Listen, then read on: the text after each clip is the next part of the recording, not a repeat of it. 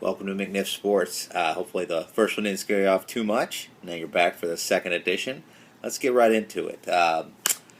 First of all, Miami Heat, incredible streak, 27 games. I really don't think that's something that we'll see, maybe ever, but definitely in the next 10, 20 years, it's something that you're not going to see. So hopefully you get a chance to catch that game against the Bulls and the Heat. The Bulls played absolutely amazing, lights out defense. I know my roommate was a little on them about some of their weak side defense and not caring, but for the most part, the Bulls played a hell of a game. Miami struggled a little bit, especially with their shooting. But anyway, congrats to the Heat for the 27 streak, and congrats to the Bulls for ending that streak. The second thing, twofold of that, I am getting so tired of Derrick Rose not playing, whatever. Like, if you want to sit out, that's fine. Then sit out. Then announce it. Have Gar Forman announce it, and let's move on. Let's turn the page. Let's move on, and the Bulls can focus on the rest of the season, the playoffs without you. But you've been practicing now for 6 weeks, and full contact and everything, and it's kind of come to a head of, okay, well, why are you practicing? Why are you cleared to play? And you're not going to get on the court with your teammates. Like I said, your future, obviously that's something you need to consider, but then don't play. Then just come out and say, hey, my knee's not feeling right, not feeling good. I want to preserve my future. I want to preserve future for the next 5 years for the Bulls, and sit out. Anyway, I'm tired of hearing about that. D-Rose, figure it out. Let's go ahead and get into the Sweet 16 games. My bracket is pretty well busted, as are most people's. But let's go ahead and get into what games tomorrow night are. We got Marquette versus Miami. Marquette pretty much skated by 2 different times in their first game. I definitely have Miami going over, even though Illinois kind of gave them a little bit of a scare. I think Miami's the better ball club.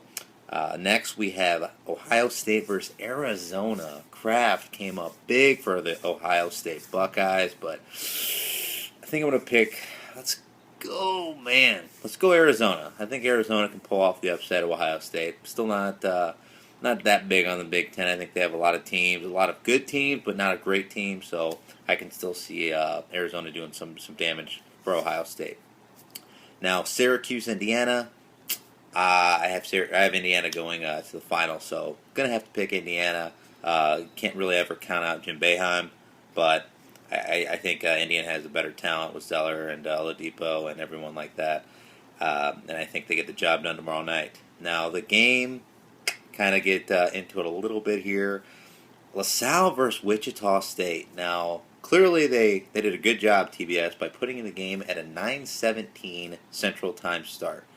Because who in the hell wants to watch LaSalle and Wichita State?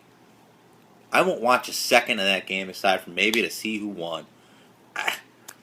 That's the problem with Cinderellas. It's cool. It's the 15 and all this stuff, Florida Gulf Coast, which we'll talk about in a little bit. And you get that first round upset. That's cool. The second round upset, especially with 2 teams doing 2 second round upsets, it sucks. Let's be real here. What game do you really want to watch? Do you want to watch Jim Boeheim with 900 wins, or versus Indiana, or do you want to go and flip the channel to watch the LaSalle and the Wichita State Shockers, the Missouri Valley Conference versus the A-10? And let's face it, LaSalle wasn't even the top team in the A-10. So, talk about a game that'll put you right to bed. I think LaSalle, the second game they just played, they went 8 minutes in the second half without scoring a field goal, and they still won. That's how pathetic the level of basketball is, aside from when you're watching a Syracuse-Indiana type game. But that's my 2 cents on the whole Cinderella thing.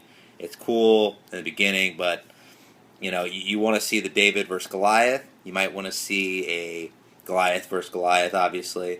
But when it's a David versus a David, no thanks. I'll turn the channel. I'll catch up on anything but a David versus David matchup. But real quick, let's go ahead and flash forward. Let's see what the games are on Friday night, because that's the big game I want to see. Duke versus Michigan State. Me and my buddy from work, big State guy, went to State, and I'm a big Duke guy, and also picked him to win the tournament. Game can go either way. Duke played absolutely dreadful, especially Ryan Kelly. 0 points. I think he either fouled out or I don't have the stats in front of me, but I think he had 4 fouls most of the game. Plumlee did actually foul out. He was pretty much a non-factor. So if Plumlee does not show up, Kelly does not show up, Michigan State will run away with this game. Fortunately for Duke, I think they're a little bit deeper than Michigan State. We'll see what happens, but Nix will have to step up big. I think the whole game for Michigan State hinges on whether Nix steps up and can guard Plumlee one-on-one. Because if they have to draw 2 people on Plumlee, I think there's going to be some problems down low. You're going to be having Curry outside all day long, hitting those threes, hitting those jump shots with Duke consistently is very, very good at doing. Other games tomorrow night, we got Oregon. No, not tomorrow night. Friday night. My apologies. Oregon and Louisville Friday night. Normally, like I said before, David versus Goliath, good. David versus David, bad. This is a David versus Goliath matchup. We got Patino, Louisville ranked number 1, going against Oregon, who is clearly should not have been ranked or seated in the 12th spot. But they were, whatever, turn the page. Louisville will come away with the victory there, even though Oregon did had a pretty crushing loss to my Billikens. But other game, the Goliath versus Goliath matchup, another one, Michigan versus Kansas. Michigan is playing lights out. I mean, it's pretty scary what they could do. And they could. It could be one of those things where they got that all together and they meshed it all well, and they're going to make a big run all the way to the championship. However, I think Kansas is a better team, and I think they pull away with a victory, probably in the closing minutes of the game. And finally, another David versus Goliath matchup, Florida versus Florida Gulf Coast University. You hear all about it.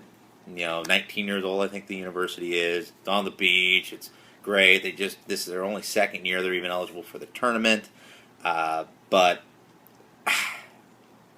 the Bucks is going to probably stop here. It's done for them. Florida's a good team. Donovan's a good coach.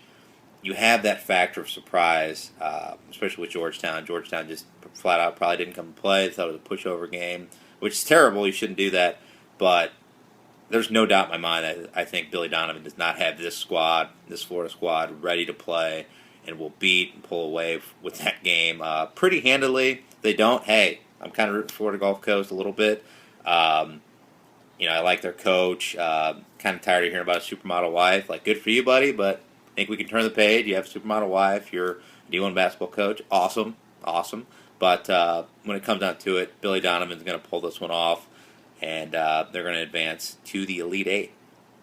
So that's pretty much all I have today. Hopefully I'll update this either before the Elite Eight games or maybe I'll just wait till the Final Four. But once again, hats off to the Heat. Hats off to the Bulls. Big couple nights ahead of us. Hopefully everyone enjoys himself. And hopefully Duke and Indiana stay in it because those are the last 2 Final Four teams I have left. Thanks for watching.